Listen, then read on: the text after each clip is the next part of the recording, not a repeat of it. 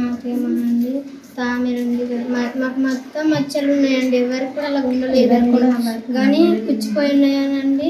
కొట్టేరండి అందరికండి. బట్టలు పేసి రాయండి అన్నారండి. బట్టలు బట్టలతో కొట్టారు అంతేనండి. గుంటతో కొట్టారండి. ఇంకేం చేస్తారమ్మా? మరి అండి ఈ గుంపెనగండి వాళ్ళకి టీచింగ్ చేస్తే పోతే మాకు ప్రశాంతంగా ఉంటుంది మా మనసు అంటున్నారండి.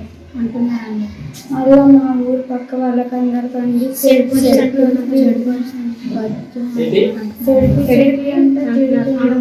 అలాగే ఎవరు తిట్టారు మీకు? నర్సమేడం గారండి.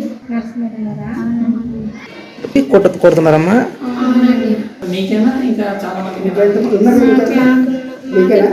అంటే మీకు కురుకులు వచ్చిన వాళ్ళకేనా అందరికా? లేదా కురుకులు వచ్చిన వాళ్ళకా? ఎప్పుడు గుంపెనగండి అంటేనే తిడతారండి. ఒకసారి జసక్క వాళ్ళు గోడలు దూకారు కదండి. అప్పటి నుంచి అండి ఇప్పుడు గుంపెనగండి వాళ్ళకే అంటారండి. గుంపెనగండి ముందరంటే బయటకు వెళ్ళిపోతే ఒక దగ్గర మళ్ళీ అప్పుడు తింటారు పోయాక ఇప్పుడు మీరు తగలెట్టారా అంటున్నారండి. మీ కొంపలు ఇలాగే ఉంటారా? ఇక్కడ కూడా ఇలా ఉంటున్నారు. అలాగా మీ పేరెంట్స్ కూడా ఇలాగే ఉంటారా అంటూ తిడుతున్నారండి. పేరెంట్స్ కూడా తిడుతున్నారండి. ఆమె ఉన్న వాళ్ళకి మొత్తం తిడుతున్నారు.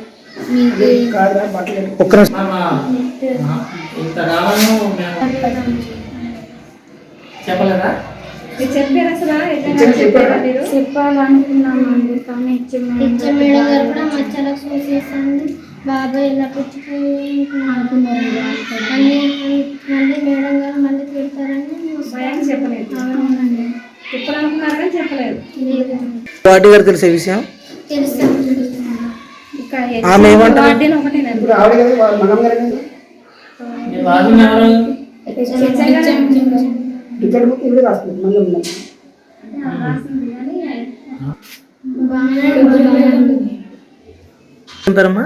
సాధుల ఆనందలక్ష్మి. ఏ క్లాస్ అమ్మా? 7th క్లాస్ అండి. నీ పేరమ్మా? ఈశ్వర రామలమ్మ అండి. ఊరమ్మా? గుంపెనగండి అండి. ఏ క్లాస్ అమ్మా? 9th క్లాస్ అండి. పేరమ్మా? సోమలమ్మ అండి. సేమ్ నీకు కూడా అదే కొట్ట అదే విధంగా కొట్టారా? ఎలా కొట్టారు చెప్పమ్మా?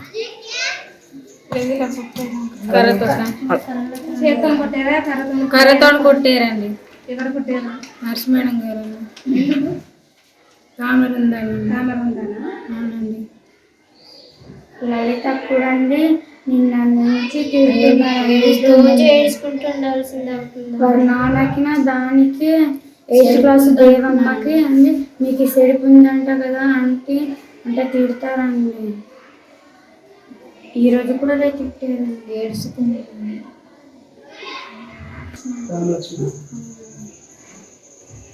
మేడం గారు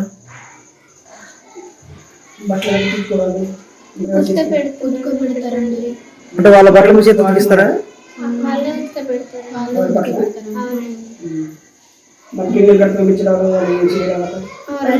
లేకపోతే మేమైతే చిన్నప్పుడు చేసేవాళ్ళం. మా టీచర్స్ కింద చేసేవాళ్ళం. మీరు మా కింద పనిచేయడానికి అలా అవుతున్నారు ఏంటి?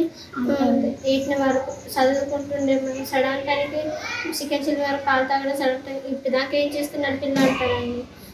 చదువుతుండేమంటే ఏం చదువుతున్నారు గొప్ప చదువులు చదువుతున్నారు మేము తిడతారండి. మిమ్మల్ని